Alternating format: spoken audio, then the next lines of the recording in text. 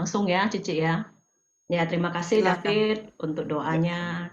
Ya, selamat malam sahabat-sahabat semua, Opung ya. Jadi grogi nih ada senior nih. Ada dua senior di sini nih, Opung sama Bu Anas ya.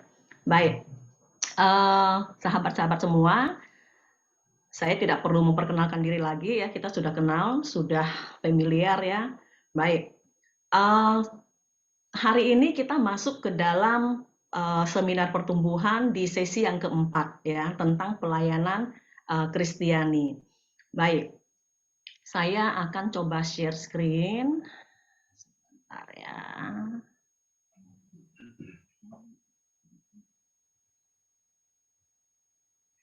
Kelihatan ya? Oke.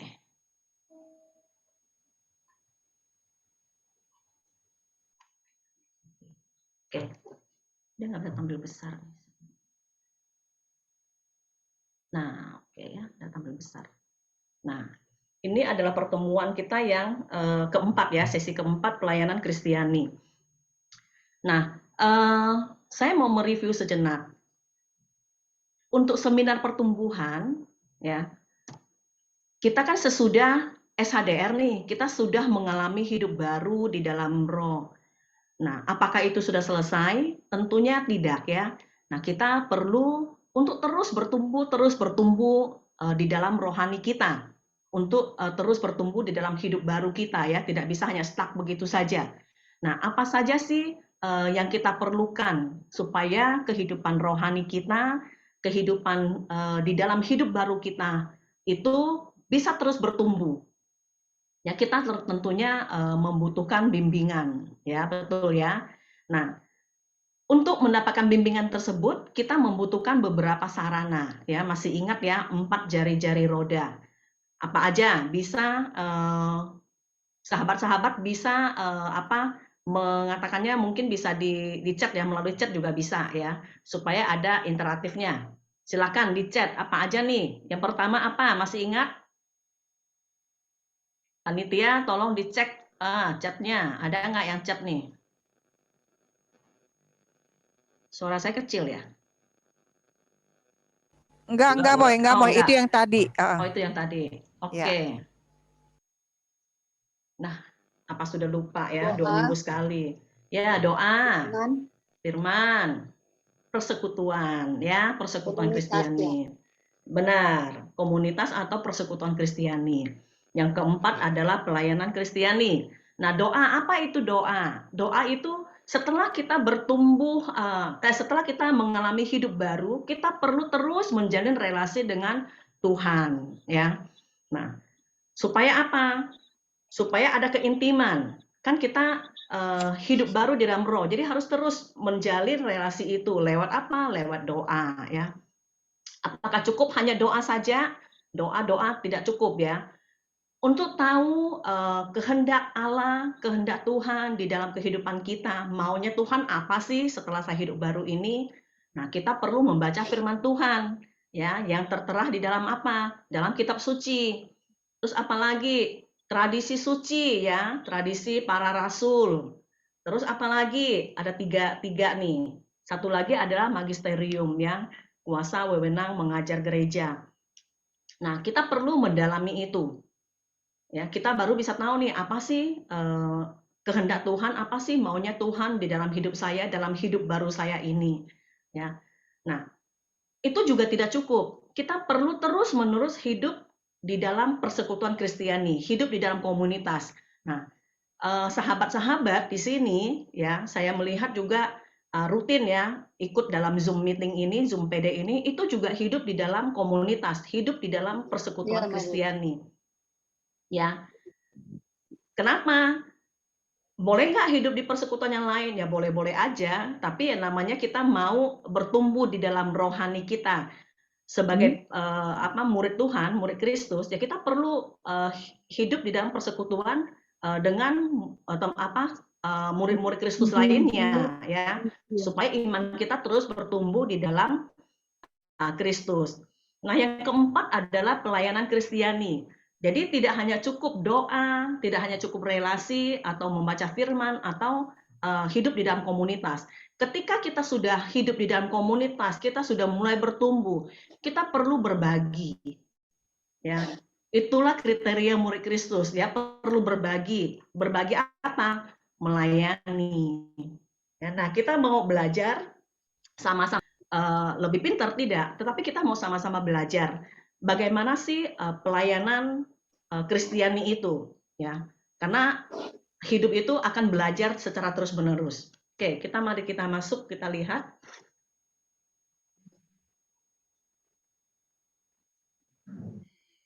Sorry.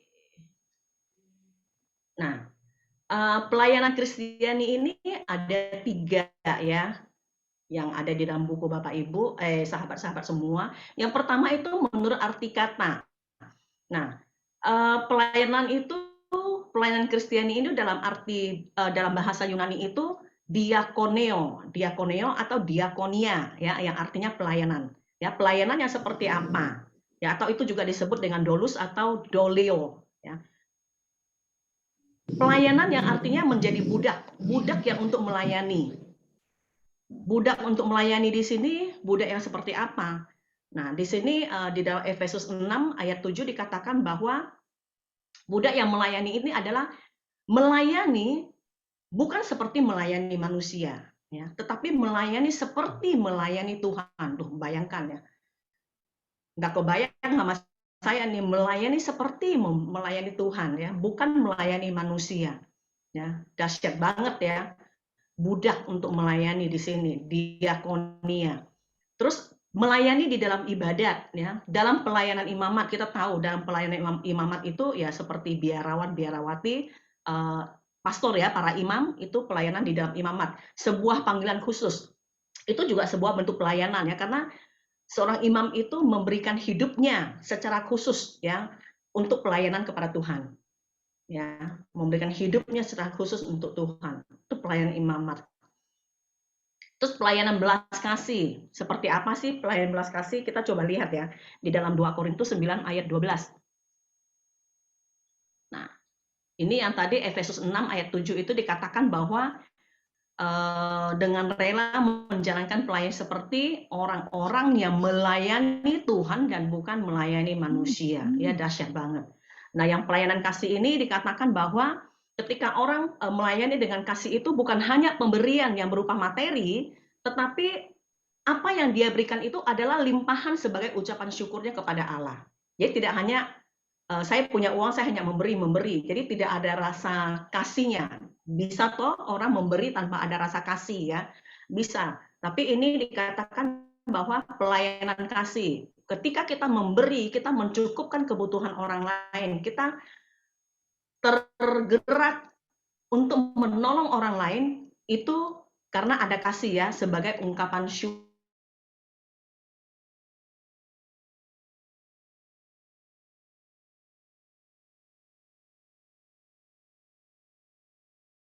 kepada Tuhan. Karena kita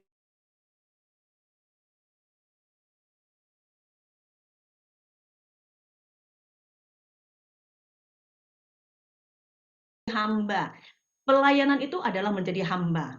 Ya, kita lihat di gambar ini kita bisa melihat bagaimana paus ya membasuh kaki umat dengan menciumi kakinya. Itulah hamba ya, saling membasuh kaki. Ya, dalam Matius 20 ayat 26 sampai 28 dikatakan apa? Bila kamu mau menjadi yang terbesar, ya, jadilah pelayan. Bila kamu mau menjadi yang terkemuka, jadilah pelayan. Itu ya, pelayan itu akan, kalau kita melayani, menjadi pelayan, kita akan menjadi yang terkemuka. Karena Yesus sendiri memberikan contoh, dia datang bukan untuk dilayani, tetapi dia melayani. Ya, saling membasuh kaki. Rendah hati seperti Yesus, ya. Yesus melayani dengan penuh rendah hati. Kita tahu ya di dalam Alkitab. Nah, ini ya, kita membaca firman Tuhan, jadi kita tahu apa sih yang Yesus mau, apa sih yang Yesus lakukan. Kalau kita tidak membaca firman, kita nggak akan tahu ya. Di dalam Filipi 2 ayat 5 sampai 8 dikatakan tuh Yesus rendah hatinya, Yesus itu Tuhan. Yesus itu Tuhan, Allah sendiri mungkin tidak meminta Yesus untuk membasuh kaki para murid, ya. Dalam Alkitab tidak ditulis ya bahwa Allah meminta Yesus membasuh kaki para muridnya, enggak ada. Tetapi Yesus mau melakukan itu. Dia tahu nggak dia anak Tuhan? Tahu. Dia tahu dia anak Allah, putra Allah satu-satunya. Tetapi dengan rendah hati dia mau mengosongkan diri dan dia membasuh kaki para muridnya. Ya, dia bukan meninggalkan, menanggalkan ya kesetaraannya sebagai anak Allah, sebagai Allah sendiri. Dan dia menyetarakan dirinya dengan manusia. Dan dia mau dengan rendah hati membasuh kaki para muridnya di dalam perjamuan malam terakhir. Seperti itu. Ya, bagaimana Yesus sendiri begitu rendah hati. Yesus mau kita mau menjadi muridnya, kita juga seperti itu. Ya, rendah hati seperti Yesus.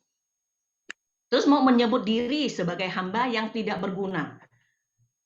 Seringkali sebagai murid Kristus, orang sudah melakukan sebuah pekerjaan pelayanan, merasa begitu bangga, merasa seakan ini loh gue, ini loh saya, ya, kebisaan saya, kemampuan saya, pinternya saya, ya. Tapi Yesus mau mengajak kita kalau mau menjadi murid Kristus, kita harus mau menyebut diri kita ini hamba yang nggak berguna. Ya, kita lihat di Lukas 17 ayat 10. Mungkin salah satu bisa bantu saya membacakan. Volunteer, silakan. Siapa yang bersedia jadi volunteer?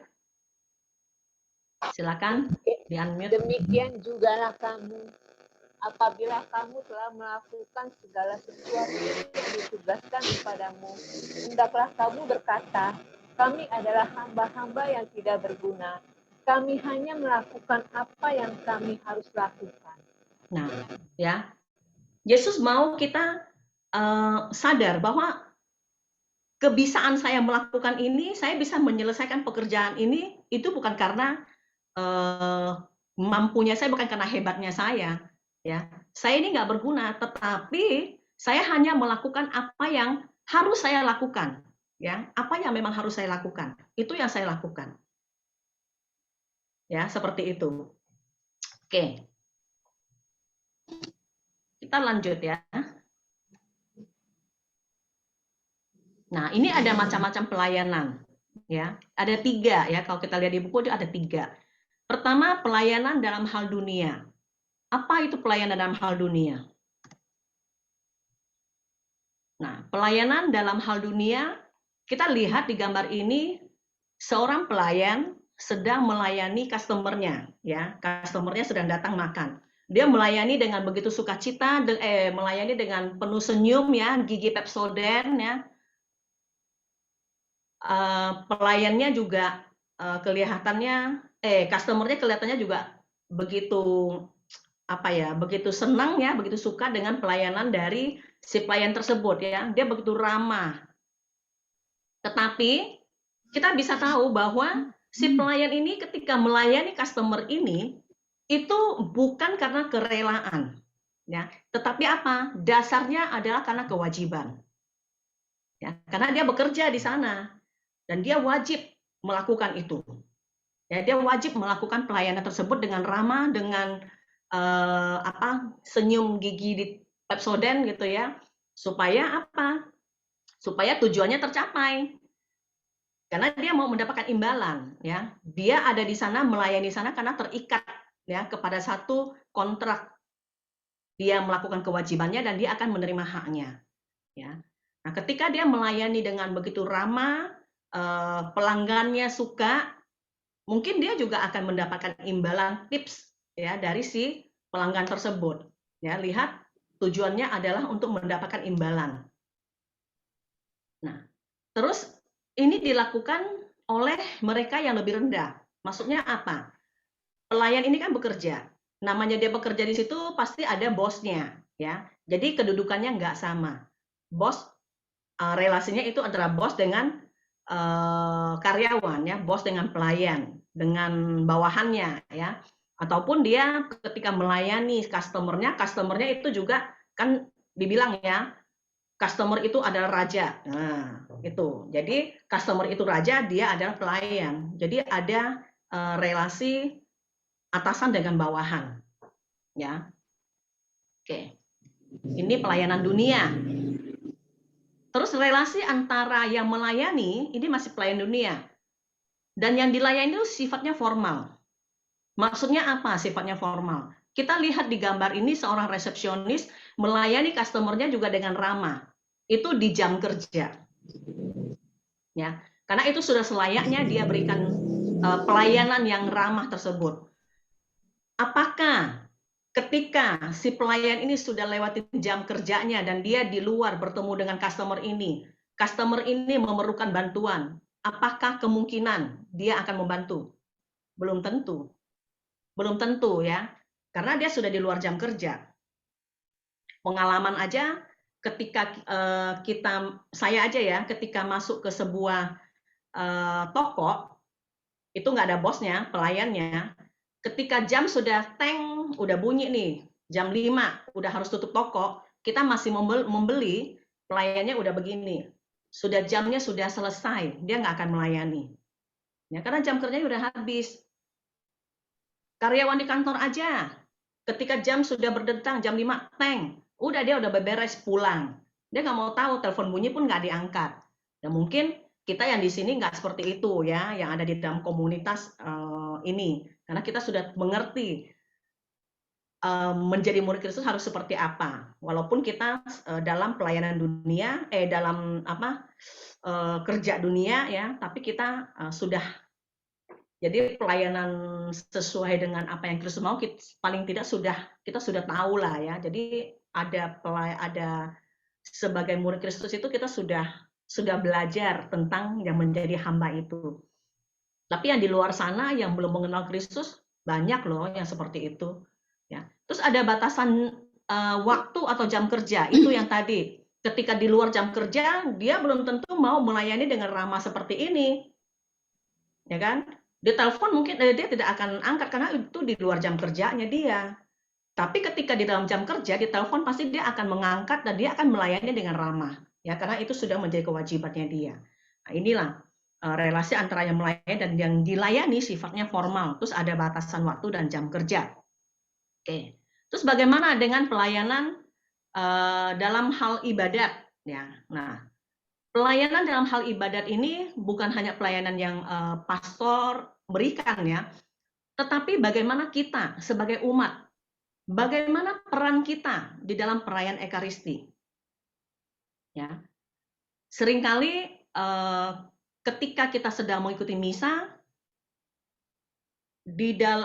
ketika menyanyi, kita ikut menyanyi apa tidak? Ketika imam mengatakan Tuhan sertamu, kita menjawab apa diam? Nah, itu ya. Seringkali banyak juga saya melihat umat yang hanya diam. Tuhan sertamu, dia diam aja begini ya. Terus ketika menyanyikan Tuhan kasihanilah kami ataupun Bapa kami atau lagu-lagu ya dalam liturgi ya banyak juga yang ikut, tetapi ada juga yang hanya diam. Itu ya, jadi tidak berperan aktif. Ketika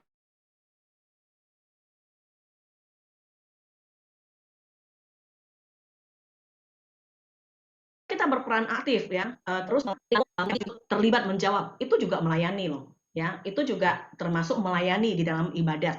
Ya, jadi keterlibatan kita sebagai umat di dalam perayaan Ekaristi. Ini pelayanan di dalam hal ibadat, ya. Terus pelayanan dalam hal rohani, ya. Nah, ini kita bisa melihat perbedaannya dengan pelayanan duniawi, ya. Dasar pelayanan dalam rohani itu dasarnya adalah kasih, dan Yesus sendiri menjadi model untuk pelayanan ini. Ya, kita bisa melihat di Yohanes ayat 13 bab 13 ayat 3 sampai 5 ya. Tuh, di mana dikatakan, mungkin ada yang volunteer lagi, tolong membacakan, silakan.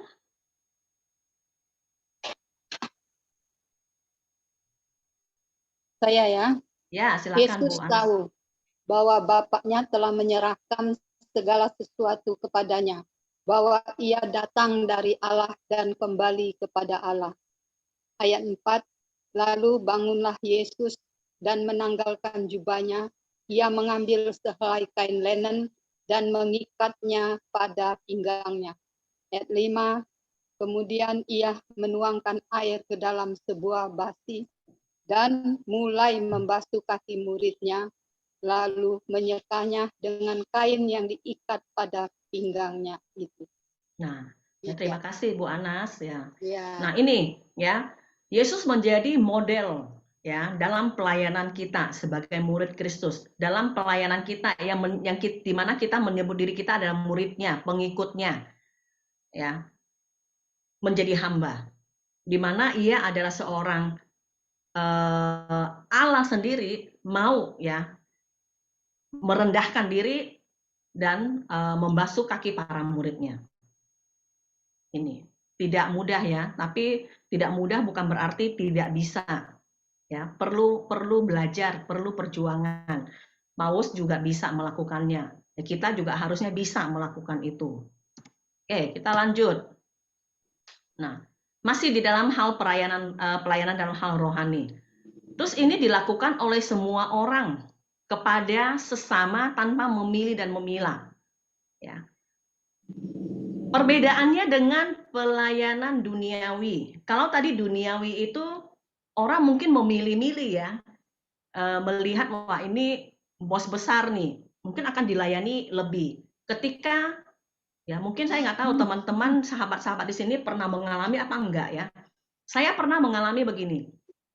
Ketika kita memakai baju biasa ya, biasalah nggak gembel-gembel banget gitu ya, biasa aja ya, sederhana kita masuk ke sebuah toko yang agak branded, yang branded ya, yang branded bukan agak branded, yang branded gitu ya, kita melihat-lihat, ditanggapin nggak? Nggak ditanggapin loh, nggak dilirik loh, karena dia melihat berpakaiannya kita, melihat diri kita, wah ini nggak mungkin membeli, ini nggak mungkin mampu membeli gitu, ya, jadi nyeleneh. Ya. Tetapi pelayanan dalam hal rohani nggak ada nyeleneh-nyeleneh ya, tidak memilih dan tidak memilah, siapapun akan dilayani, dilakukan oleh semua orang juga. Kalau kita melihat di dalam murid-murid Kristus itu dalam pelayanan rohani ini, yang melayani ini juga banyak bos-bos besar sebagai pelayan ya. Yang dari kalangan bawah ada nggak? Ada. Mereka berbaur. Dan yang kita layani juga sama. Kita tidak hanya melayani yang bos besar, tapi yang tersingkirkan itu juga kita layani. Nah ini, jadi tidak memilih dan tidak memilah. Terus dasar pelayanannya itu adalah kasih ya. Karena dasar pelayanan kasih ya itu, kita tidak memilih dan memilah. Kalau kita memilih sebagai murid Kristus, kita mau memilih dan memilah. Yesus sendiri mengasihi kita, mau melayani kita, siapa diri kita ya. Manusia yang penuh dengan dosa, manusia yang begitu nista, tapi dia mau menerima kita. Ya kita pun tidak boleh memilih dan memilah. Maka dia adalah menjadi model buat kita ya. Nah, terus tujuan pelayan kita itu adalah untuk membalas kasih Allah. Karena kita sudah terlebih dahulu menerima kasihnya dia. Ya. Itu. Berbeda ya dengan tadi pelayanan duniawi ya. Oke. Lanjut. Nah, terus relasi antara yang melayani dengan yang dilayani itu dengan penuh kekeluargaan. Betul? Betul ya? Penuh dengan kekeluargaan. Relasinya bukan antara bos dengan bawahan ya, bukan majikan dengan bawahan, tetapi penuh dengan persaudaraan, kekeluargaan, benar-benar sebagai sahabat, sebagai keluarga ya.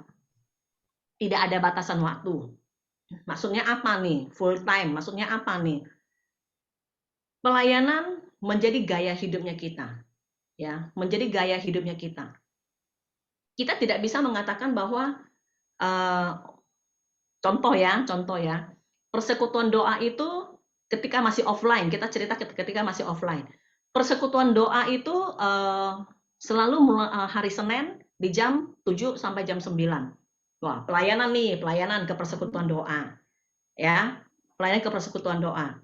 Terus ketika ada orang meminta didoakan, atau orang atau umat atau teman atau sahabat siapapun di luar sana, ya, membutuhkan pertolongan kita.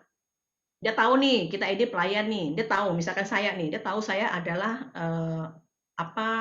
anggota dari TDKK. Terus di luar persekutuan doa meminta bantuan, tolong dong, atau minta tolong doakan dong. Terus saya bilang, waduh, sekarang kan lagi tidak bersekutu. Persekutuan doanya itu hari Senin jam 7 sampai jam 9. Minggu depan ya. Enggak kan? Ya, tidak. Jadi di mana saja, kapan saja. Ya. Maka itu dibilang tidak ada batasan waktu, full time. Tapi bukan full time artinya kita meninggalkan meninggalkan pekerjaan kita full time di sini, bukan itu maksudnya. Tetapi kita melayani dengan totalitas. Menjadi pelayanan itu menjadi gaya hidupnya kita. Ketika kita sedang liburan, terus kita di jalanan ketemu orang yang memang membutuhkan bantuan, otomatis kita membantu. Itulah pelayanan, itulah pelayan, itulah hamba, ya. Bukan, oh nanti ya, kan saya nggak lagi dalam tugas pelayanan, jadi saya nggak bisa membantu kamu, nggak begitu, ya. Tetapi, nah itu perbedaannya. Tetapi pelayanan duniawi, mereka seperti itu. Ketika tidak dalam jam kantor, mereka nggak akan melayani customer-nya. Kan nggak dalam jam kantor gitu ya. Kalau pelayanan rohani tidak seperti itu. Jadi itu menjadi gaya hidupnya kita. Ya, di mana saja, kapan saja, ketika kita memang bisa memberikan bantuan, kita akan membantu. Oke, ini ya perbedaannya ya dengan duniawi. Lanjut. Nah, ternyata ada persamaannya loh, bukan hanya perbedaan aja. Nah, ini persamaannya. Saya mau tanya, ketika kita sedang melamar pekerjaan ya, kita melamar pekerjaan. Wah, di tempat Kotomas ada nih lowongan, saya lamar nih, masukkan CV, lamar. Ya. Terus yang memilih akan menerima saya siapa? Bosnya Thomas dong, ya kan? Nah, artinya apa? Tuhan yang memilih, ya kan? Majikan yang memilih akan menerima saya atau enggak, ya kan? Saya cocok nggak di posisi itu? Saya bisa nggak untuk posisi itu? Saya bisa nggak, ya? Jadi majikan yang memilih. Sama, ya. Di dalam pelayan Kristiani pun kita semua itu juga dipilih oleh Tuhan, dipilih oleh Tuhan sebagai muridnya, dipilih oleh Tuhan untuk melayani sebagai hambanya. Ya, kita dipilih, kita semua yang ada di sini kita dipilih. Maka berbahagialah kita yang menjadi pilihannya dia. Ya, ya balik kepada kita, bagaimana kita menanggapi panggilan Tuhan. Ya, loh, kita semua juga dipilih oleh Tuhan. Bukan kucuk-kucuk saya datang, Tuhan saya mau jadi ini, Tuhan saya enggak. Ya, tapi Tuhan yang memilih. Oh ya, kamu nanti ini, kamu jadi ini, kamu nanti begini.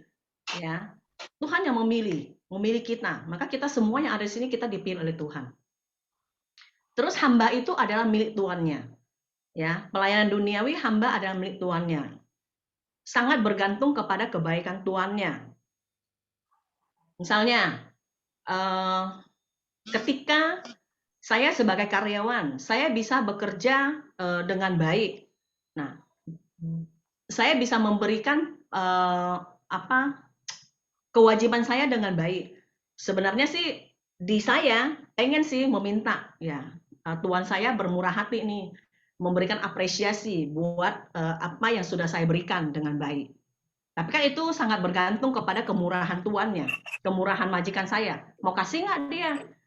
Ya kan? Nah mungkin sahabat-sahabat di sini yang juga bekerja di kantor bisa merasa ya bagaimana ketemu Tuhan yang mungkin ada yang memang bermurah hati, ya bisa memberikan apresiasi, mungkin ada yang cuek-cuek bebek gitu, bodo amat. Nah itu kita sangat bergantung kepada kebaikan Tuhan. Begitu juga dengan di pelayanan Kristiani, kita sebagai hamba, sebagai hambanya Tuhan, kita juga sangat bergantung kepada kebaikannya Dia, ya, bergantung kepada kebaikan Tuhan. Gitu. Oke, kita lanjut. Nah, dalam pelayanan Kristiani ini ada sifat-sifat ya, sifat-sifat di dalam pelayanan Kristiani. Nah, sebagai pribadi nih, sebagai pribadi saya ini adalah hamba Yesus, ya. Saya dipanggil dan dipilih secara istimewa. Tuh kan? Dipanggil dan dipilih secara istimewa, ya. Dalam Yeremia 1 ayat 5 dikatakan bahwa aku telah memanggil, aku telah membentuk engkau, ya, dari kandungan sebelum engkau dikandung oleh ibumu, ya. Aku sudah menetapkan engkau supaya engkau juga berbuah, ya, supaya engkau juga menjadi nabi-nabi. Nah, itu. Jadi kita ini secara pribadi kita ini dipanggil dan dipilih secara istimewa oleh Allah, ya. Jadi kita sebelum kita lahir, Allah sudah membentuk kita, Allah sudah menetapkan kita akan menjadi apa ke depannya nanti. Jadi setiap dari kita ini punya misi, ya. Kita ini ada utusan, kita punya misi.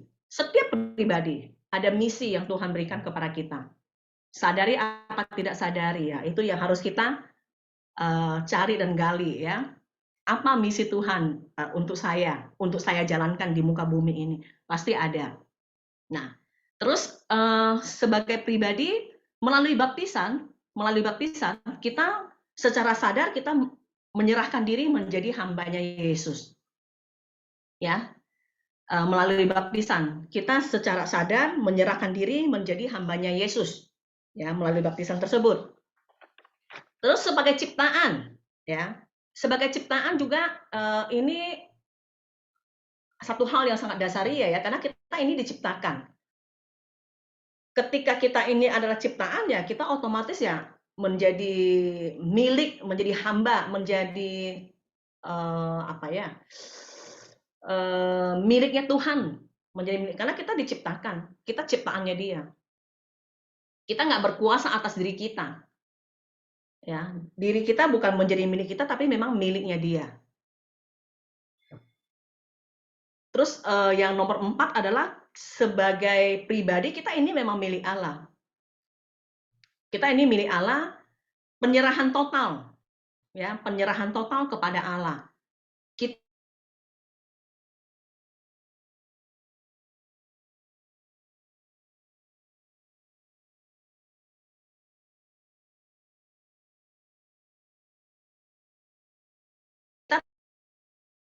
tidak berkuasa, hidup kita adalah mengalami satu peristiwa,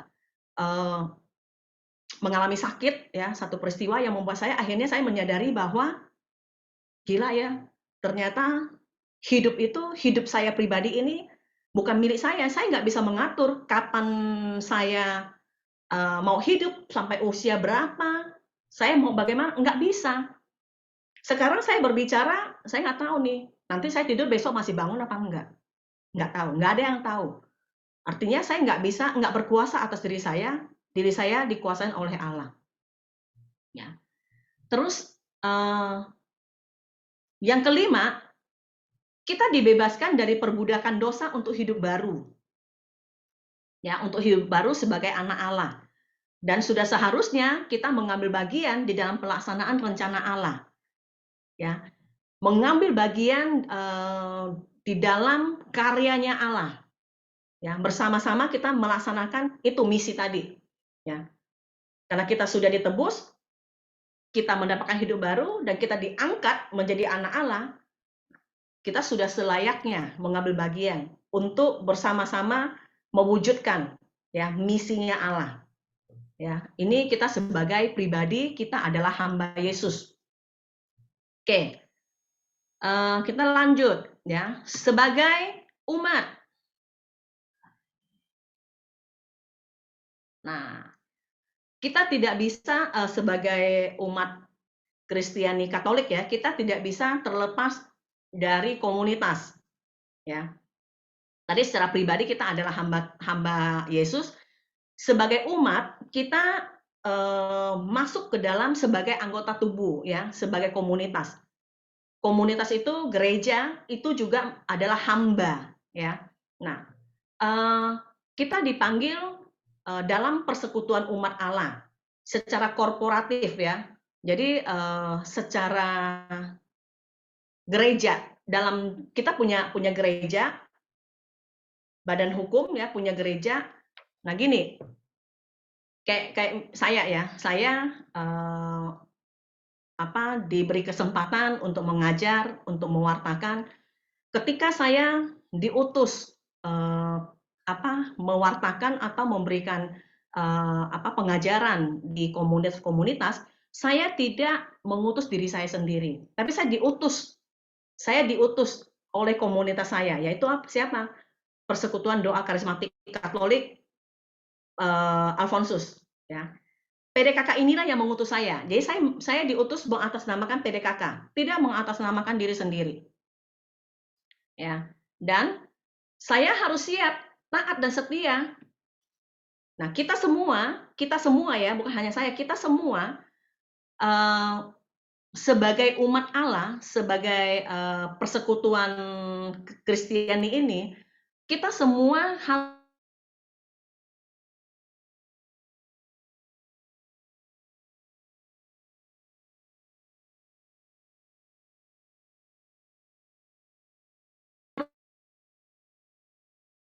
siap. Itu artinya apa? Kita tidak siap, kita tidak taat, dan kita nggak setia. Ya.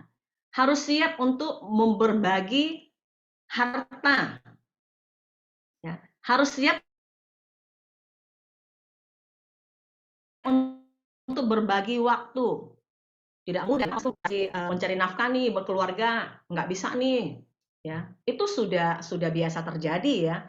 Tapi saya yakin kita di sini nggak ada yang seperti itu. Kita di sini semua selalu siap untuk berbagi bakat, waktu ya, harta ya, tenaga ya, harus siap untuk itu. Atau apapun yang kita punya, harus siap untuk dibagikan. Karena semua bakat, harta, waktu yang Tuhan berikan kepada kita itu memang untuk dipakai untuk kemuliaan Tuhan. Ya. Oke. Nah, ini ya, perutusan selalu dalam kesatuan sebagai umat yang dibangun oleh Yesus sebagai tubuhnya atau gerejanya. Jadi kita tidak bisa terlepas dari satu kesatuan di dalam gereja. Misalnya WL ya diminta oleh PDKK lain. Kita nggak bisa mengutus diri kita sendiri juga. Jadi komunitas yang mengutus kita. Ya, seperti itu. Oke. Sampai sini masih ini ya, bisa mengikuti ya. Oke, kita lanjut.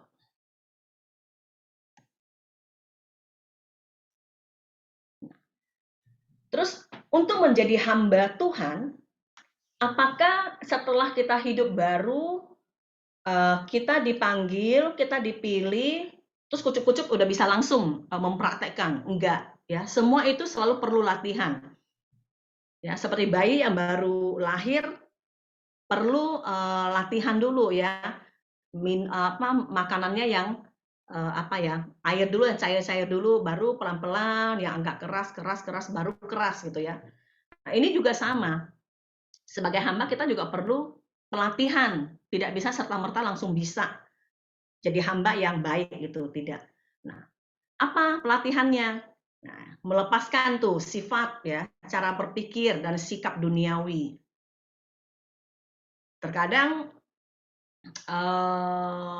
waktu kita baru mulai ya, waktu saya baru mulai masuk terlibat di dalam komunitas, ketika mau melakukan sesuatu gitu ya, yang ada di sini tuh, ini saya lakukan begini, untungnya apa ya buat saya ya? Nah itu, untungnya apa buat saya ya? Hitung-hitung dulu.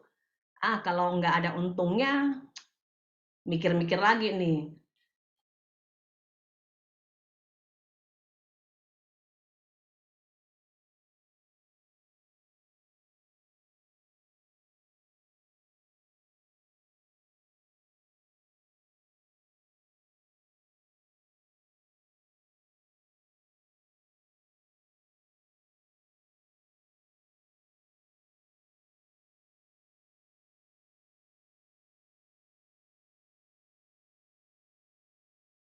Tahu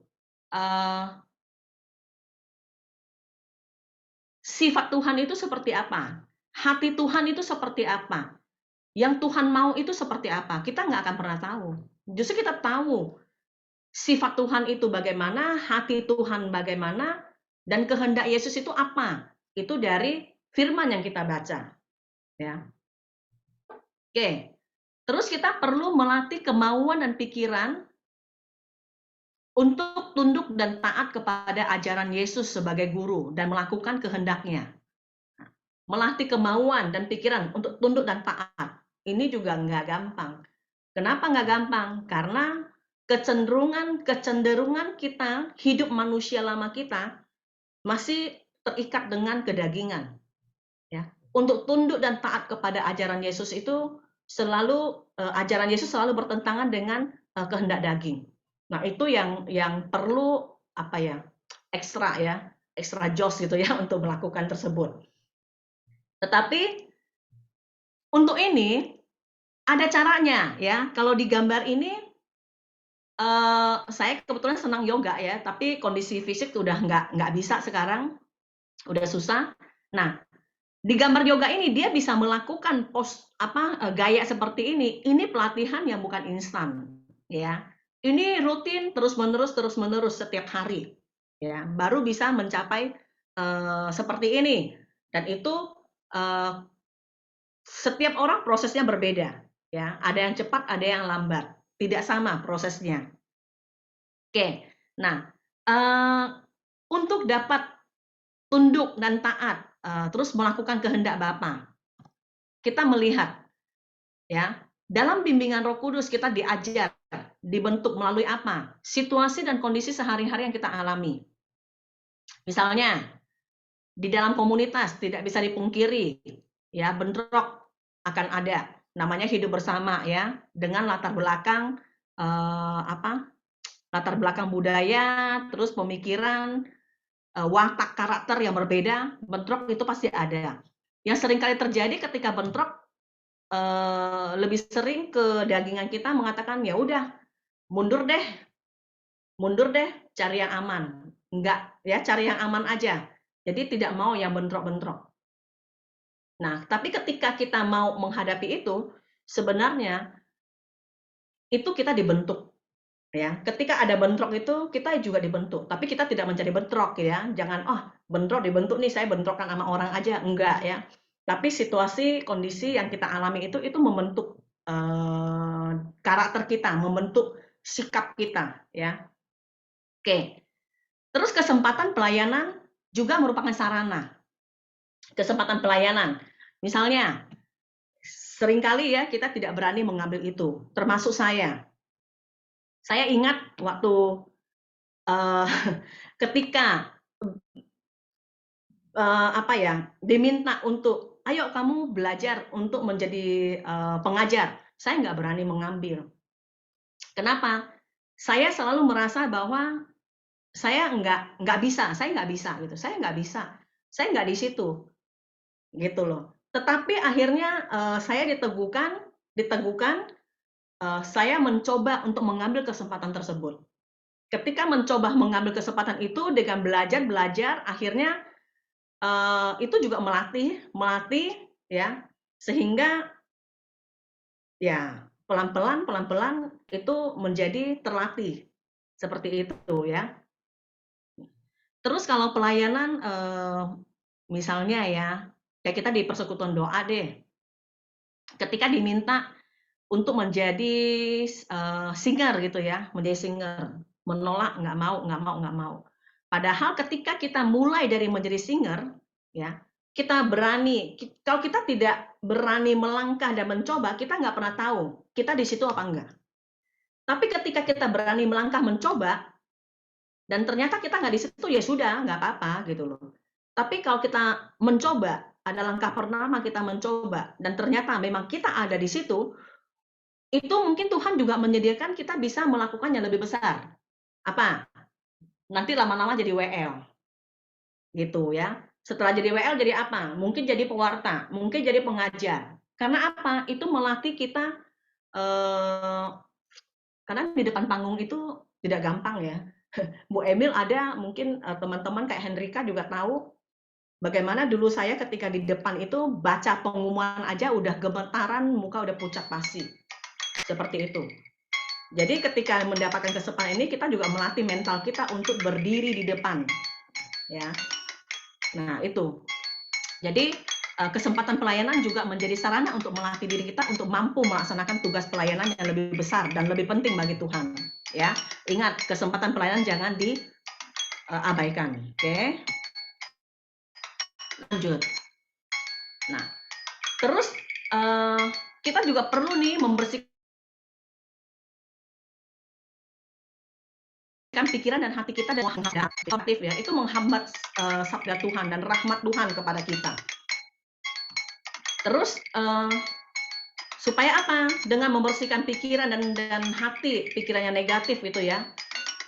Ketika sabda Tuhan sampai, rahmat Allah juga corong itu tidak tersumbat, rahmat Allah bisa turun sehingga kita mampu mencintai seperti Yesus mencintai. Ya, ini kita bisa baca dari Galatia 5 ayat 22 sampai 23 tentang buaro ya. Tentang buaro, kelemah lembutan, cinta, sukacita, kesabaran, kemurahan hati ya. Itu diperlukan. Oke. Terus kita lanjut lagi. Nah, ada hambatan nggak dalam pelayanan? Wih, banyak hambatannya ya. Hambatannya banyak banget. Apa aja kita lihat? Ketika di dalam pelayanan Kristiani ini, ya, seringkali itu hal-hal duniawi itu menghambat kita ya, kedagingan kita, kesombongan, ya, kesombongan. Ketakutan, ya, takut. Terus apa? Takut apa ya? Takut, saya mungkin nggak bisa, saya nggak bisa. Nah, yang sering terjadi ya menolak ya waktu kita diminta, kita menolak. Itu juga menghalangi. Terus apalagi? Menganggap diri itu penting. Menganggap diri penting, sedikit-sedikit ngambek, ya. Left group, ngambek, left group, ya, mengundurkan diri. Itu sebenarnya tanpa kita sadari itu menganggap diri kita penting. Gue left aja lah, lihat bisa apa enggak. Dia pasti butuh saya. Merasa diri penting, dibutuhkan. Nanti dirayu-rayu masuk lagi dong, masuk lagi. Nah, itu. Ya, ini seringkali terjadi. Terus terlalu mementingkan posisi. Ketika diminta menjadi mungkin penerima tamu gitu ya, merasa aduh kerjaannya tugasnya aduh ini banget ya gitu, kayaknya enggak deh ya. Atau ketika diminta menjadi singer gitu ya, enggak ketika diminta jadi WL baru. Nah, mementingkan posisi, jadi memilih-milih pelayanan ya, memilih-milih apa yang mau diambil. Atau ketika diminta untuk di dalam internal, enggak maunya yang di luar, ya kan? Jadi pengen ya posisi itu pengen terlihat, pengen terkenal gitu ya, pengen terkenal. Nah, ini menjadi hambatan di dalam pelayanan Kristiani ya. Ini menjadi hambatan. Oke, ini bisa kita baca di Galatia 5 ayat 19-21 ya. Ini bisa kita baca. Nah, ini harus kita hindari karena menjadi hambatan sehingga karya Tuhan di dalam hidup kita itu menjadi tersumbat nanti.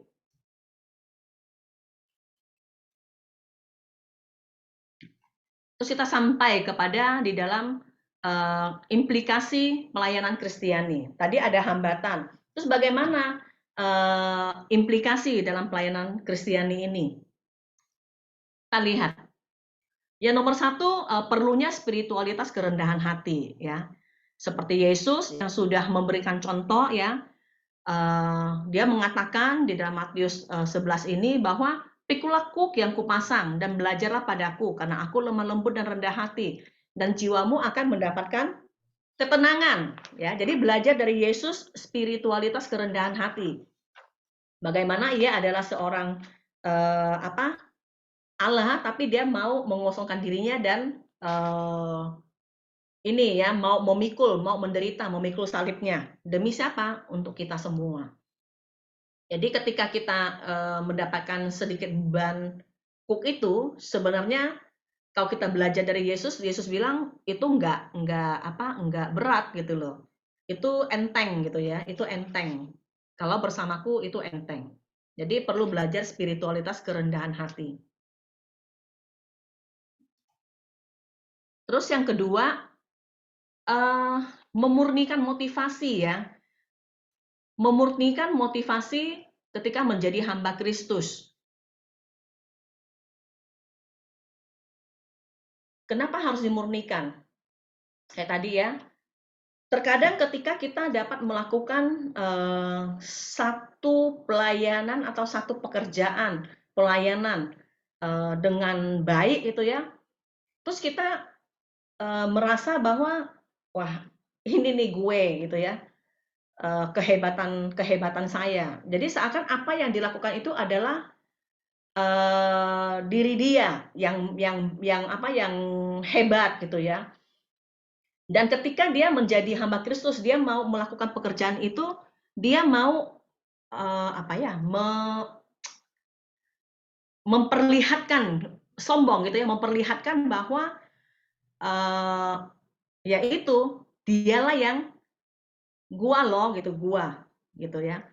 Padahal di dalam 2 Korintus dikatakan, sebab bukan diri kami yang kami beritakan, tetapi Yesus Kristus sebagai Tuhan dan kami sebagai hamba karena kehendak Tuhan. Ini apa? Ketika Rasul Paulus dalam pemberitaan kepada umat di Korintus, mereka ditolak, ya, mereka ditolak. Umat di Korintus itu nggak percaya. Makanya Paulus mengatakan, sebab bukan diri kami yang kami beritakan, tetapi Yesus. Jadi ketika kita memberitakan, kita mewartakan, kita melakukan satu pelayanan, bukan sayanya, tetapi Yesusnya yang harus ditonjolkan. Bahwa kita melakukan itu memang ya karena Kristus, bukan karena diri saya yang hebat, bukan karena saya gitu. Tidak mencari kemuliaan diri sendiri, ya, tetapi semua yang dilakukan itu adalah untuk kemuliaan Tuhan. Ya, jadi motivasinya apa? Jadi harus dimurnikan. Oke. Terus kita lanjut. Nah, harus mengandalkan kuasa Roh Kudus, jangan mengandalkan kekuatan diri sendiri. Ini juga sama ketika mereka mewartakan ya, Rasul Paulus mewartakan Injil di Korintus, itu juga dikatakan begini, harta ini kami punyai dalam bejana tanah liat, supaya nyata bahwa kekuatan yang melimpah itu berasal dari Allah, bukan dari diri kami. Jadi ketika mewartakan, Rasul Paulus mewartakan, dia mau katakan bahwa ketika mereka kuat, mereka bisa mewartakan itu bukan karena kehebatan dari Rasul Paulus sendiri, tetapi Rasul Paulus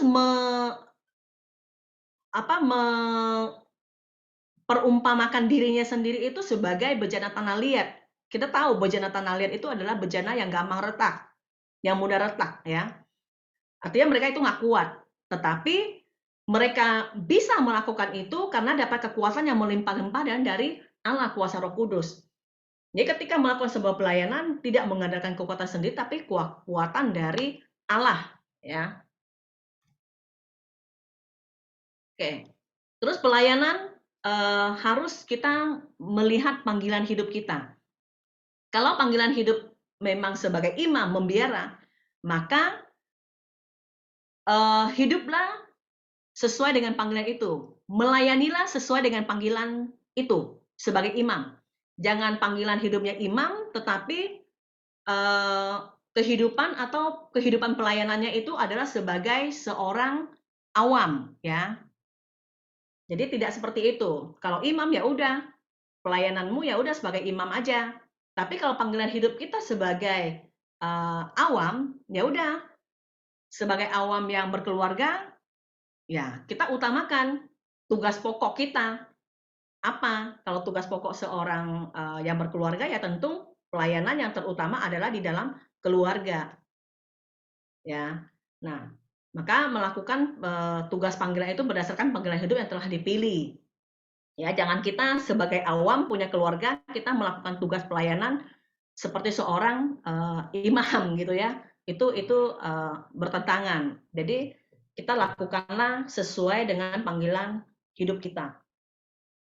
Nah, panggilan tugas awam itu bisa seperti sebagai kaling, ya, bisa WL, bisa sebagai korwil, ya, atau seksi atau apapun. Ya, di dalam paroki, di dalam gereja banyak sekali tugas-tugas tersebut.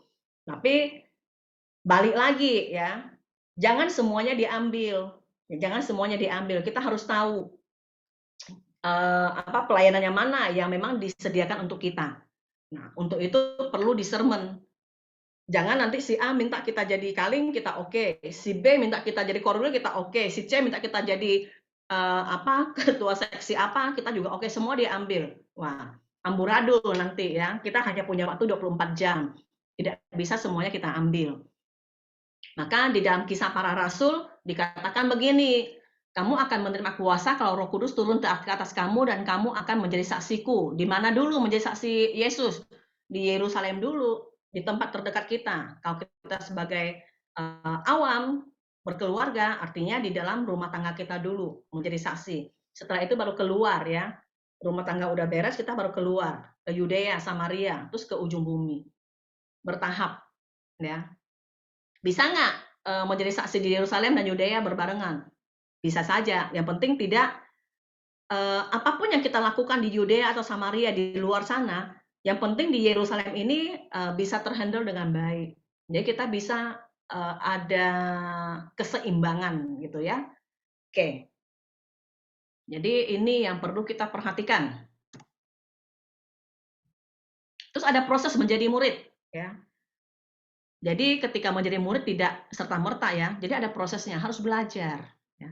Bertumbuh menjadi hamba Tuhan yang dikehendaki Yesus itu artinya kita belajar dari Yesus sendiri. Ya, tidak belajar dari yang lain, tapi dari Yesus. Karena kita mau bertumbuh seperti yang Yesus kehendaki.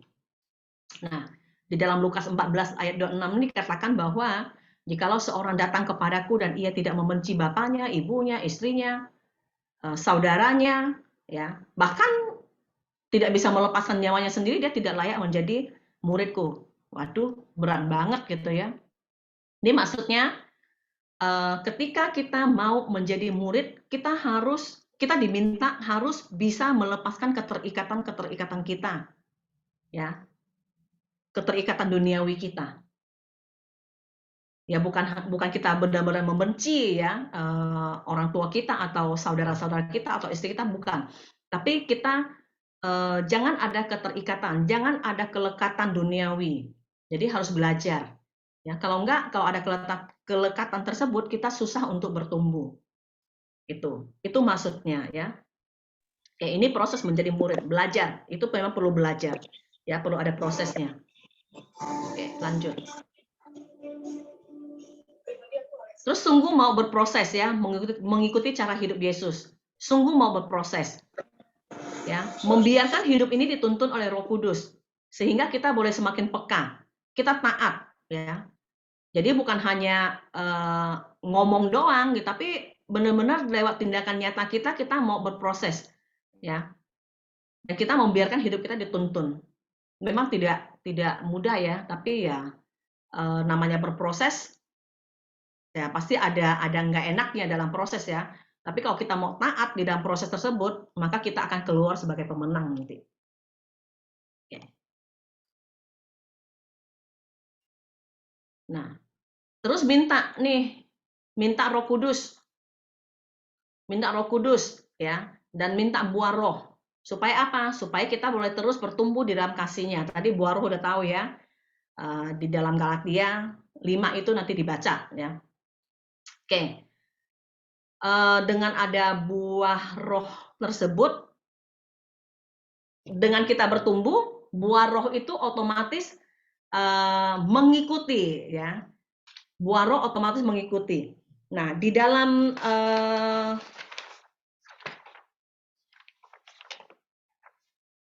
Matius 6 ayat 33 dikatakan, carilah dahulu kerajaan Allah. Carilah dahulu kerajaan Allah dan kebenarannya. maka semuanya itu akan ditambahkan kepadamu. Maka carilah dahulu kerajaan Allah dan kebenarannya, maka buah-buah roh itu akan mengikuti, ya. Kita akan dapat bertumbuh, semakin bertumbuh di dalam kasih Tuhan. Oke, terus dibutuhkan apa untuk proses menjadi murid? Dibutuhkan kesetiaan, ya. Karena prosesnya tidak mudah, makanya kita perlu taat dan kita harus setia, ya.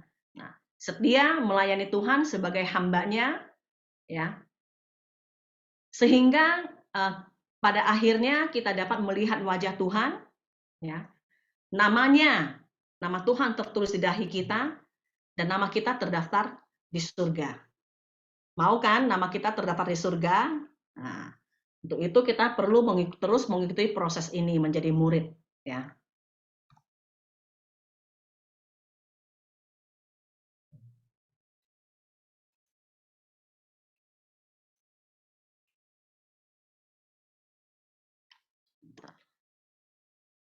Oke, menjadi refleksi kita bersama, ya.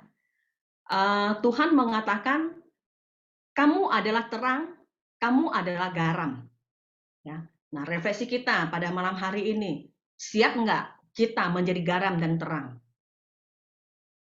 Ya, kita refleksikan masing-masing ya di dalam nanti dalam doa malam kita, siap nggak kita menjadi garam dan terang? Ya, oke, kita selesai. Tuhan memberkati ya. Oke. Terus ini ada materi sharing. Nah, seperti tadi disampaikan oleh siapa ya, Cici ya, sharingnya nanti kita tidak masuk ke dalam, masih ada waktu nggak? Masih banyak, Bu, masih banyak. Masih. Udah jam 9 sampai jam berapa nih? Udah lewat ya waktunya ya? Nah, sampai selesai ya, sampai Ya, selesai. Kemalaman lagi pada ngantuk lagi. Kepanjangan nih saya jadinya ya. Oke, saya punya ada 5 buku ya. Saya meminta volunteer ya untuk men-sharingkan. Kita tidak masuk ke breakout room. Paling tidak ada 5 volunteer, kalau nggak nyampe nggak apa-apa ya. Sharingkan nih. Nomor 1 abaikan deh. Ya. Sharingkan pengalaman pribadi Anda. Ya, bagaimana iman Anda dapat bertumbuh pada saat melakukan pelayanan. Ayo, siapa yang mau jadi volunteer? Saya. Apa yang lebih Ya, yang 1 abaikan. Yang nomor 2, silakan. Pasti semua punya pengalaman. Ya, ketika melakukan pelayanan, terus iman kita bertumbuh. Yuk, siapa? Saya ada buku, mana tadi bukunya? Ini bukunya ya, Kenakan Pikiran Positif, Raihlah Mimpi. Ya, ini dari Romo Felix. Ya, bagus ini bukunya. Ada? Saya, Bu. Oh ya, silakan. Yoni ya. Panitia nggak cengli, panitia umat dulu. Demi sebuah buku yang akan kubaca.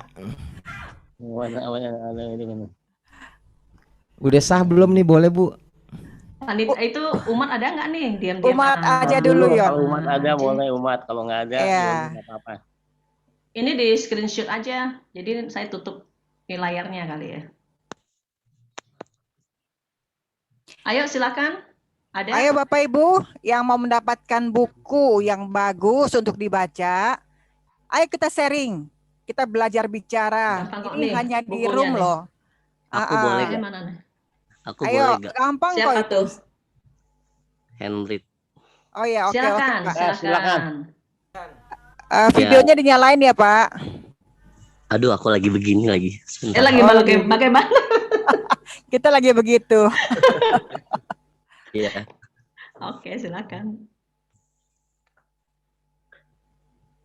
Udah kelihatan belum?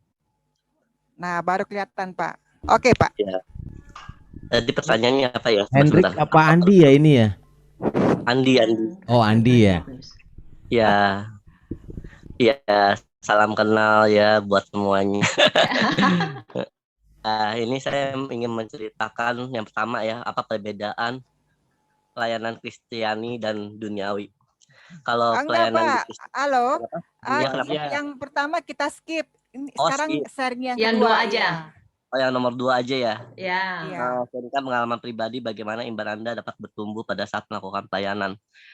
Sebelum saya untuk dapat bertumbuh itu, awalnya kan saya mengikuti kayak apa ya, misa di gereja doang kan. Tapi kalau dengan misa di gereja itu kan kita belum kayak gimana ya untuk berkembang ya. Jadi saya kayak mengikuti komunitas kayak di persekutuan doa gitu kan. Dari situ muncul untuk kita untuk merasakan kasih Tuhan gitu kan. Dulunya awalnya saya juga bukan pribadi yang benar-benar untuk cinta dengan Tuhan gitu kan. Masih dalam hal duniawi gitu kan. Dalam pekerjaan dan kayak materi dan segala macam gitu kan. Dan dari situ ketika saya ada masalah, saya baru mencoba untuk terjun ke persekutuan doa. Dari situ iman saya mulai untuk bertumbuh sedikit demi sedikit, walaupun itu prosesnya agak panjang ya di dalam hidup saya waktu itu. Itu saya pelayan di persekutuan doa itu bukan di PDOM PKK ya, tapi yang anak muda gitu waktu itu. Dan itu saya sudah berjalan dari tahun 2012. Itu saya melakukan persekutuan doa itu udah lama, dan saya ikut komunitas juga dari PD anak muda. Dan dari situ saya mulai untuk kayak ada kegiatan retret kan. Itu pertama kali saya ikut retret yang SHDR punya tuh pertama kali. Dan itu emang awalnya kita untuk di SHDR itu, tapi di saat pencurahan waktu itu kita benar-benar merasakan bagaimana untuk bisa dapat mengenal kasih Tuhan dan mau untuk memaafkan orang yang kita mengalami masalah, dan kita mau memaafkan dia gitu loh. Waktu pada saat itu saya mempunyai problem dengan seseorang gitu kan, dan juga beberapa juga dari family juga gitu kan. Dan di situ saya mulai terbuka untuk memaafkan.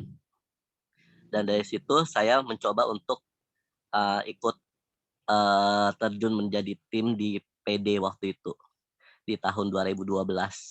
Dan itu berjalan cukup lama di tahun sampai 3 tahun 4 tahun ya kan. Terus walaupun saya udah nggak ikut dari tim juga, saya tetap ikut melayani di kayak di lingkungan. Waktu itu kan pernah ada kayak ikut pelayanan di gereja gitu kan. Saya ikut juga dari situ. Dan juga saya juga mengikuti di tahun 2018 atau 2019 ya, yang CAP itu aku ikut juga. Dari situ iman saya makin lama makin berkembang juga kan. Dan saya bersyukur saya bisa berada di persekutuan seperti ini gitu loh. Dan banyak hal-hal perubahan besar di hidup saya untuk menjadi orang yang lebih baik dan mau untuk memahami orang dengan karakter yang berbeda-beda, walaupun ada yang kita tidak senggani, tapi kita harus terbuka dengan dia gitu kan, untuk apa sih permasalahan dari mereka ini. Dan dari situ tidak ada satupun gitu ya saya merasa kesal atau gimana. Yang penting kita mempunyai hati untuk terbuka dengan orang gitu kan, untuk berbicara gitu kan. Dari situ nggak ada, pokoknya kita perasaannya happy gitu kan. Dari situ banyak berkat-berkat yang ada di diri saya setiap harinya gitu loh. Baik itu di pekerjaan, di kantor gitu kan, dan juga di rumah itu selalu banyak berkat yang Tuhan kasih. Makanya dengan pelayanan seperti ini ya, iman kita itu terus berkembang di saat pelayanan gitu loh. Tidak hanya di komunitas, kita di rumah gitu kan, itu juga suatu komunitas juga di dalam pelayanan di rumah, membantu kayak orang tua gitu kan. Itu juga sudah melakukan suatu pelayanan gitu kan. Asalkan kita happy, bahagia, itu semua datang dari diri kita sendiri gitu, bukan orang lain gitu kan. Jadi dari situ iman akan selalu bertumbuh setiap harinya, walaupun terkadang kita merasa jenuh ya dengan Tuhan, melalui kayak pandemi kayak gini kan. Kok pandemi belum cepat berakhir gitu kan. Tapi kita harus tetap survive gitu dengan diri kita. Dan kita jangan sampai down dengan masalah yang ada saat ini gitu kan. Dengan kita down, kita tidak mempunyai semangat untuk hidup gitu kan. Itu kita harus buang jauh-jauh. Jangan sampai iman kita dikalahkan oleh suatu keadaan masalah seperti ini gitu loh. Itu aja sih yang bisa saya sampaikan. Oke, terima kasih Pak Hendrik. Banyak sedikit ya Pak Hendrik, boleh ya? Ya. Nah, tadi Pak Hendrik sudah mengatakan bahwa dengan imannya sudah bertumbuh ya, banyak bertumbuh, juga sudah banyak mengikuti banyak pembinaan-pembinaan ya, CAP gitu ya, dan dan lain-lain ya, juga sudah ikut komunitas PDOMK ya, PDKK. Imannya sudah bertumbuh, kelihatannya sudah bertumbuh lumayan gitu ya, sudah semakin ini ya. Dengan iman yang sudah semakin bertumbuh, saat ini apa yang Pak Hendrik yang sudah bagikan dalam bentuk pelayanan nih, yang sudah Pak Hendrik bagikan untuk kesesama deh, entah di gereja, entah di sesama masyarakat atau apapun.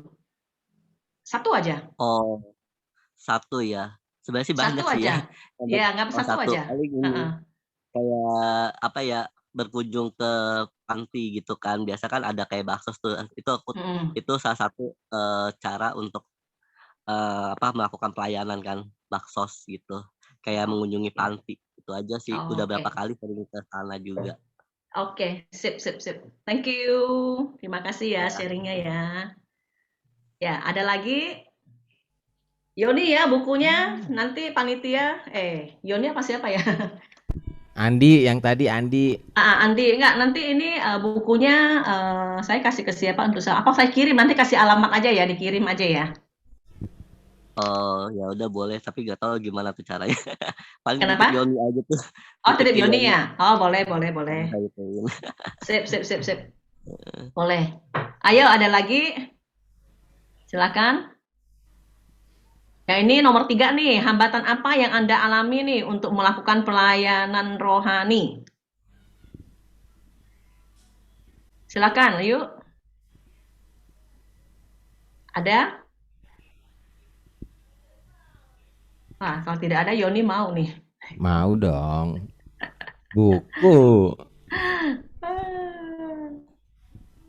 Ayo siapa lagi? Nih, ada Purnama Saputra, ada Pak Wardoyo, Lucy, Pauline. Ayo sharing, dapat buku loh.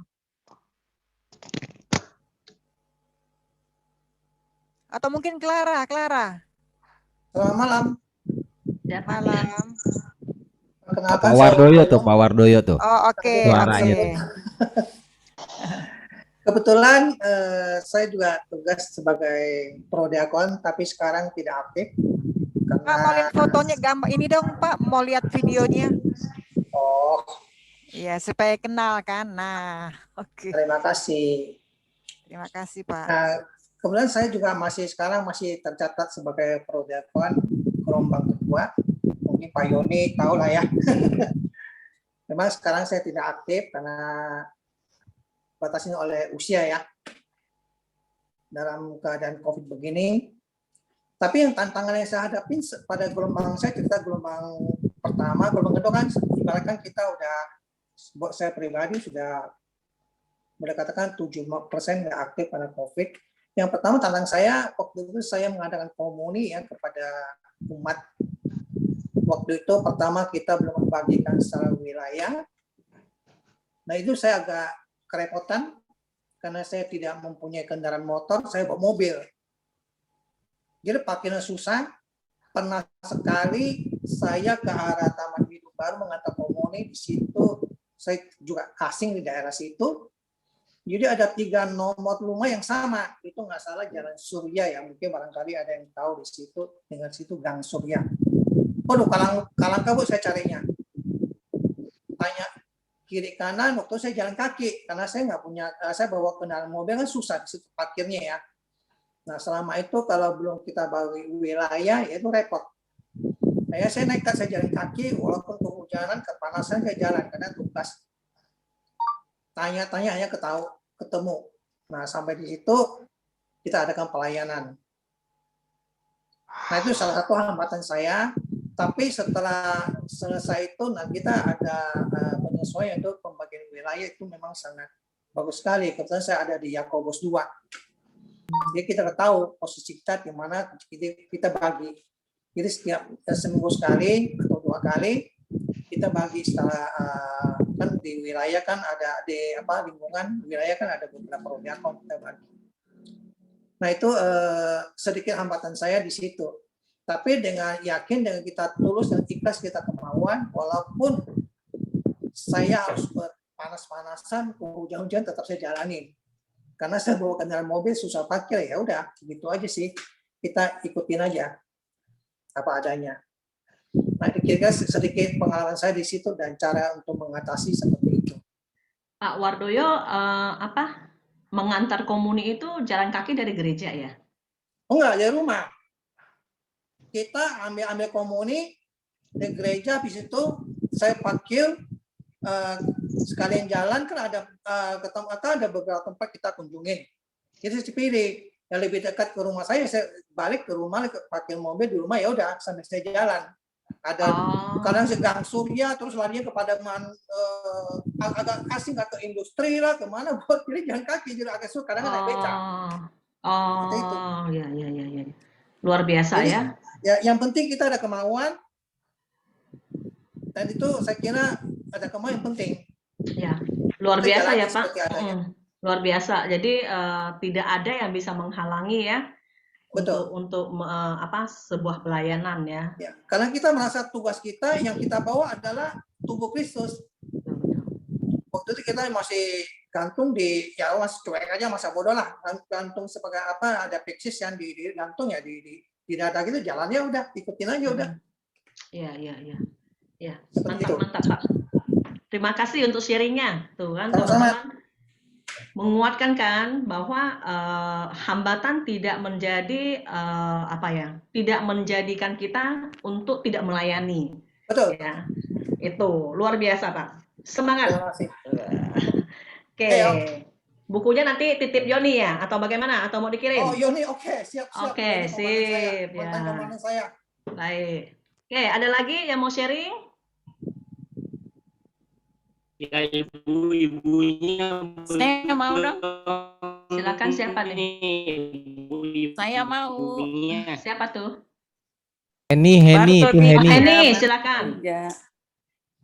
Iya, dalam hambatan pelayanan rohani ya. Saya ini sebenarnya sekarang ketua lingkungan. Dulu sebelum saya jadi ketua lingkungan itu banyak deh alasan-alasannya supaya saya tidak melayani. Saya berpikir gini, dulu suami saya kan aktif sekali di gereja sampai sekarang.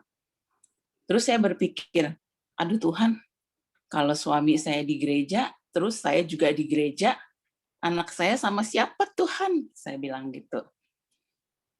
Terus akhirnya berjalan berapa lama, tiba-tiba waktu ulang tahun wilayah, saya juga nggak tahu kenapa tiba-tiba saya dipanggil untuk baca doa, terus tiba-tiba saya ditembak jadi ketua lingkungan. Aduh, saya pikir, kenapa jadi begini ya? Saya nggak ngerti gitu kan. Terus rupanya dengan jawaban saya iya, itu adalah suatu jawaban doa dari seorang ibu nih. Ibu itu bilang, Heni, saya itu sudah lama loh berdoa sama Tuhan untuk cari penggantinya ketua lingkungan Barto 3, tapi nggak ada. Tapi nggak tahu kenapa tiba-tiba, pokoknya hati saya kuat sekali sama Heni. Jadi pada saat saya mengatakan iya, ibu ini sangat senang sekali. Puji Tuhan, seperti itu. Terus saya berpikir, memang barangkali inilah saatnya selama ini saya selalu berpikir, kenapa sih suami istri nggak bisa aktif sama-sama di gereja? Kan bisa. Yang penting segala urusan rumah tangga kita selesaikan dulu. Segala yang urusan dengan anak kita selesaikan dulu. Jadi tidak ada hambatan lagi, tidak ada alasan lagi kenapa tidak bisa aktif gitu. Yang penting saya dan suami bisa membagi waktu sesuai porsi. Jadi untuk Tuhan tidak ada alasan. Aduh, itu adalah hambatan dalam diri ya, dalam diri saya. Jadi semenjak itu saya bilang, Tuhan saya mau melayani. Saya nggak bisa Tuhan, tapi saya mau mencoba. Hingga sampai saat ini akhirnya saya jadi kaling. Seperti itu, Ibu Vero. Ya, mantap nih. Ini luar biasa. Ya, kadang kita seperti itu ya. Merasa ya itu yang tadi menolak gitu ya. Yang penting ada kemauan, akhirnya bisa.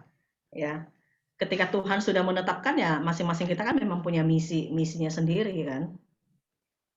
Akan gitu. Itu udah luar biasa, mantap, sungguh memberkati ya. Nah, yang suka menolak jangan saya tuh ya, itu menjadi motivasi buat kita ya, untuk bisa melayani lebih lagi. Oke, terima Bu kasih. Heni, maaf, aku nanya bentar ya, maaf ya. Bu Heni, kan ini bukan saya sih nggak ini ya, maksudnya hambatan saat Ibu Heni di pelayanan sebagai ketua lingkungan ada nggak gitu loh? Boleh nggak bagi kita biar tahu juga gitu. Hambatannya ya. Iya, sebenarnya bener. jujur, Aku juga banyak saya sebenarnya. itu tidak terlalu mengerti apa sih tugas ketua lingkungan gitu. Sementara saya kan tidak dituntun sebelumnya gitu.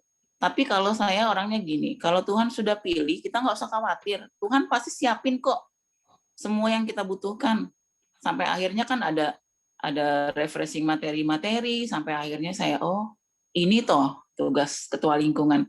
Jadi kenapa saya mesti ragu, saya kenapa mesti takut, kenapa saya harus, aduh ntar saya nggak bisa, ini itu, saya nggak pikir ke situ, saya maju aja terus.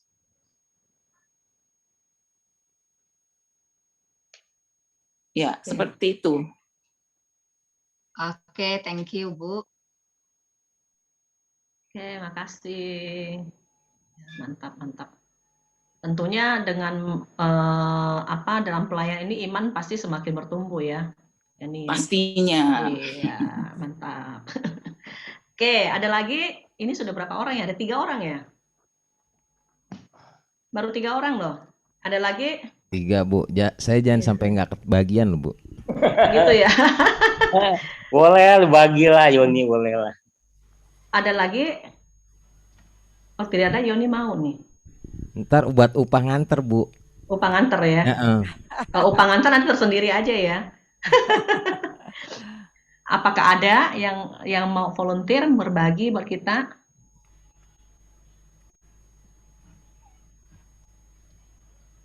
Oh, ya, Yoni boleh deh, Yoni.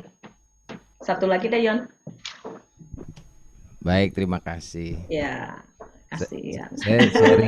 Saya sharing yang itu aja, yang hambatan ya, hambatan terbesar itu tadi Ibu Vero udah bener tuh ngomongnya tuh, saya kena banget tuh, langsung tok ke jantung saya, pengen berhenti. Waduh, ya. Jangan dong. Iya, itu soal kesombongan ya. Mungkin di sini banyak anak CAP, siapa yang nggak kenal Yoni kalau di CAP ya. Dulu saya jadi panitia CAP 7 ya. Itu ya boleh dibilang banyak kesombongannya lah. Tapi saya tersentuh dengan satu lagu yang akhirnya itu membuat saya sadar bahwa kesombongan itu nggak ada gunanya gitu. Boleh gak Bu saya nyanyiin lagu itu, Bu? Boleh, silakan. Bentar ya.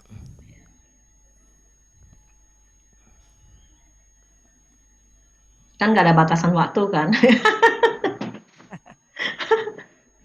Ini sesi terakhir, boleh aja. Ya, yang penting yang nggak on video jangan tidur aja.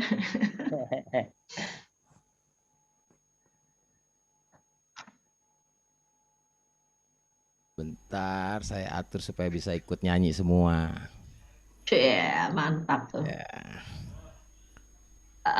Ini saya stop share aja kali ya. Ya, stop share ya, Bang. Oke. Musiknya apa sudah bisa terdengar? Sudah. Dengar, Yon. Oke. Ya, ini dengan lagu ini saya benar-benar tersentuh. Dan akhirnya saya mengatakan saya tidak boleh sombong. Bukan dengan kekuatanku ku dapat jalani hidupku, tanpa Tuhan yang di sampingku ku tak mampu sendiri. Engkaulah kuatku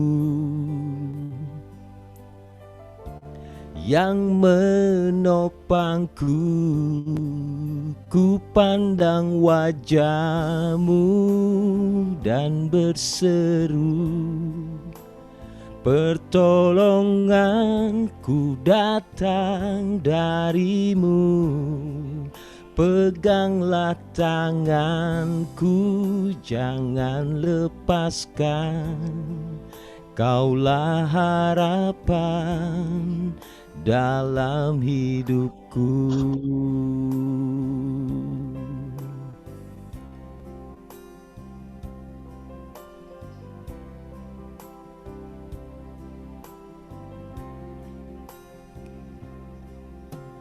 Bukan dengan kekuatanku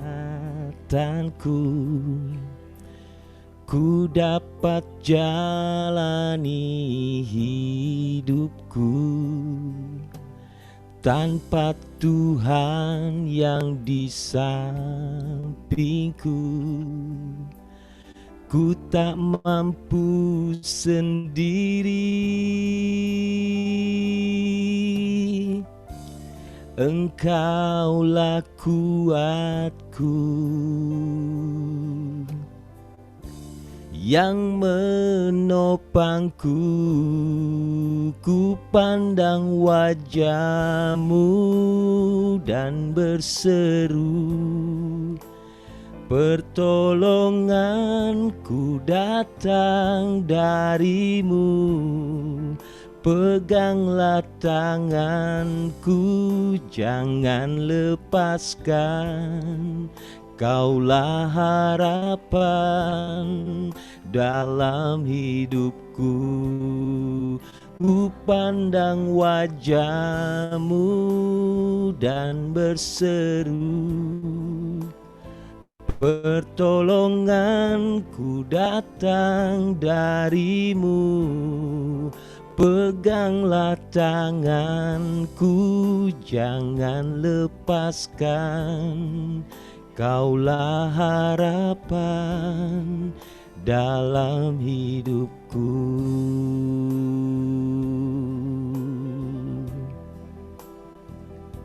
Segala perkara dapat kutanggung di dalam Dia yang memberi kekuatan kepadaku. Jadi bukan kekuatanku, tetapi kekuatan Allah yang ada padaku. Ku pandang wajah-Mu dan berseru, pertolonganku datang dari-Mu. Peganglah tanganku, jangan lepaskan, Kaulah harapan dalam hidupku. Kaulah harapan dalam hidupku. Kaulah harapan dalam hidupku.